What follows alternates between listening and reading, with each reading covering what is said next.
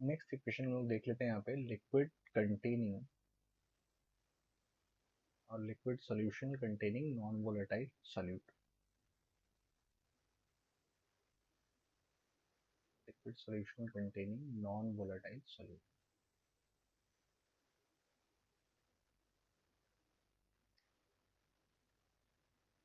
Okay,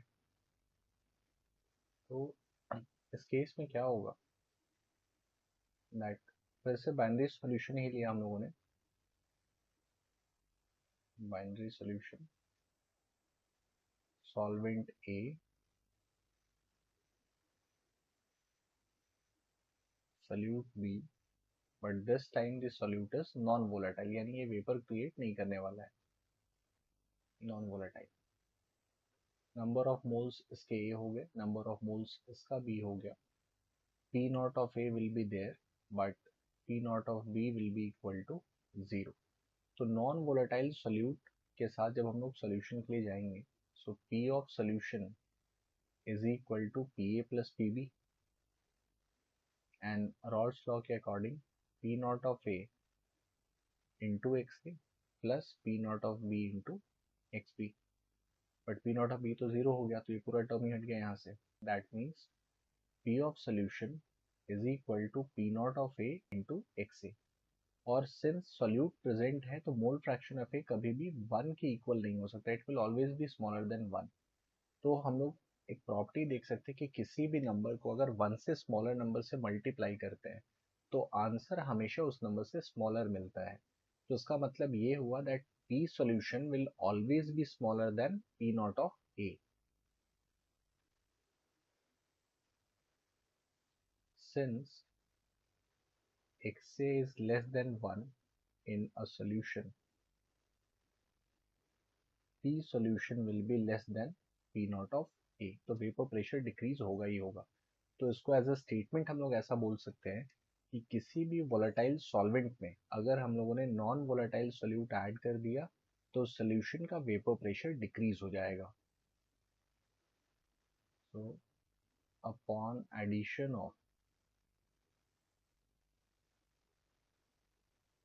non volatile solute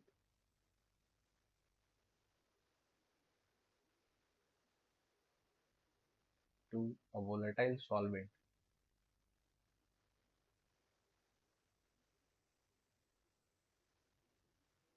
vapour pressure decreases.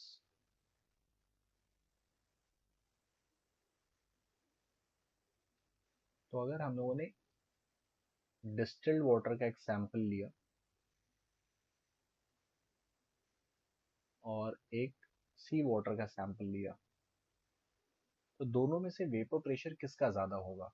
Distilled water में कोई भी सॉल्यूट प्रेजेंट नहीं है एंड सी वाटर के अंदर में सॉल्ट्स प्रेजेंट है, तो mole fraction of water in sea water is less than 1, distilled water में इट इज इक्वल टू 1। तो वेपर प्रेशर डिस्टिल्ड वाटर का जो होगा that will be greater than that of sea water, और जितना ज़्यादा सॉल्ट इंक्रीज होता जाएगा वेपर प्रेशर उतना ही डिक्रीज होता जाएगा। ऑलराइट, तो जैसे हम लोगों ने इसका इक्वेशन बनाया P solution is equal to P not of A into X, सिर्फ ए पे डिपेंड कर रहा है। इसको हम लोग फर्दर ऐसा भी लिख सकते हैं that P solution is equal to P not of A into 1 minus X B. X B के टर्म इसमें भी लिख सकते हैं, मोल फ्रैक्शन ऑब्टेन कर सकते हैं by N A upon N A plus N B करके ना। जो सॉल्यूशन लिया हम लोगों ने उसके लिए फिर एक ग्राफ बना लेते हैं यहाँ पे, जैसा लास्ट टाइम बनाया था, बट उस समय वोलेटाइल कंपोनेंट था तो 3 लाइंस बने थे, यहाँ पे नॉन वोलेटाइल कंपोनेंट है। देखते हैं यहाँ कैसा होगा। तो प्रेशर एक्स एक्सिस पे mole fraction, let's say X is equal to 0, X is equal to 1, यहाँ एक्स बी हो गया 1 और यहाँ पे एक्स बी हो गया 0।